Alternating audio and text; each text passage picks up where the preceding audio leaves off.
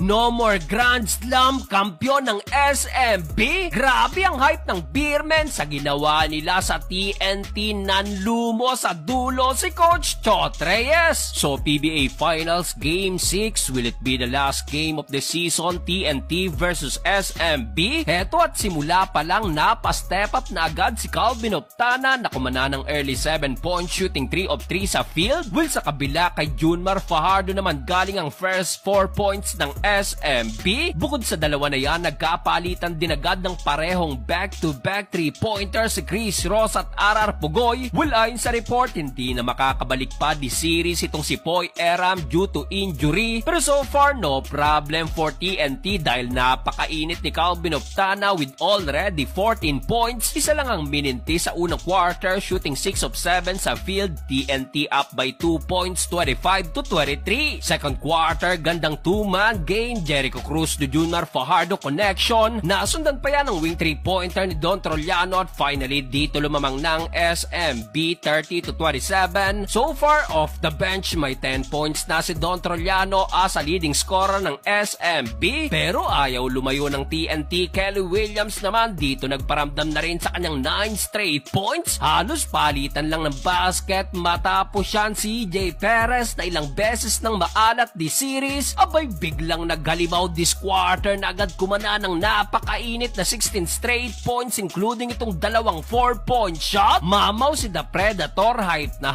napatang out pa 52-47. Abante ng 5 points ang SMB. Start of the third quarter, hindi pa tapos si CJ Perez na kumana agad ng end 1. Dito nangangalabaw na rin si Junmar Fajardo sa painted area. Aggressive start for SMB. Matapos siyang Jericho Cruz kumana pa ng back-to-back big-time 3-pointer including itong end 1 kontra kay Calvin Optana. Dito na hype na si Jericho Cruz dahil pumalo na rin ang lamang ng Beermen sa double digit. Unti-unti nang lumalayo ang Beermen under 5 minutes. Another 3-pointer for Chris Ross. Dito nagse-celebrate na ang Beermen dahil na magapalalo ang tambak sa 19 points. Parang nawalan na ng moral ang TNT sa nagawang run ng SMB. 86-67, malaki-laki ang kailangang habulin ng TNT. Fourth and final quarter, dito na natiling unstoppable si Junmar Fajardo sa painted area. Pati si The Kraken dito na hype na rin at si Super Marcio nagparamdam na rin sa kanyang corner 3-pointer. Napapahawak ulo na si Coach Chot sa pressure na meron ngayon ng TNT dahil sa kanilang Grand Slam bid.